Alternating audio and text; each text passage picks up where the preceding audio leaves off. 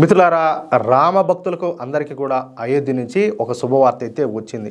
ఇటీవల శ్రీరామ జన్మభూమి తీర్థక్షేత్ర ట్రస్టు శ్రీరాముని గొప్ప ఆలయ నిర్మాణం పూర్తయినట్లు ప్రకటించిందనమాట. అంటే ఇప్పుడు మన బాలరామునికి ప్రాణ ప్రతిష్ఠ చేశాను కదా, అప్పటికి ఆలయ నిర్మాణం అంతా కూడా పూర్తి అవ్వాల, కానీ ఇంకా కొంచెం పెండింగ్ ఉండిందనమాట. అయినప్పటికీ అది మంచి ముహూర్తం అని చెప్పేసి ఆ సమయంలో బాలరామునికి ప్రాణ ప్రతిష్ఠ అయితే జరిగింది. ఇప్పుడు ప్రధాన ఆలయంతో పాటు శివుడు, గణేశుడు, హనుమంతుడు, సూర్యదేవు, భగవతీదేవి, అన్నపూర్ణ దేవతలకు అంకితం చేయబడినటువంటి కోట ప్రాంతంలోని 6 ఆలయాలు కూడా సిద్ధమైపోయినాయంట. అంటే మన బాలరాముని మందిరంతో పాటు చుట్టుపక్కల ఏర్పాటు చేయాల్సినటువంటి అన్ని ఆలయాలు కూడా సిద్ధమైపోయినాయి. అన్ని ఆలయాల దగ్గర ఈ జెండా స్తంభాలు, అదేవిధంగా కలశాలను ఏర్పాటు చేశారనమాట. కోట ప్రాంతంలోని 6 ఆలయాల నిర్మాణం కూడా పూర్తయిపోయింది. దీంతో నవంబర్ 25న రామ జన్మభూమి సముదాయంలో జరగనటువంటి ధ్వజారోహణ కార్యక్రమానికి సన్నాహాలన్నీ కూడా ముమ్మరమైనాయి. ఆలయ నిర్మాణం పూర్తయిన సందర్భంగా శ్రీరామ జన్మభూమి తీర్థక్షేత్ర ట్రస్ట్ ఈ ప్లాన్ చేసినటువంటి గొప్ప వేడుకకు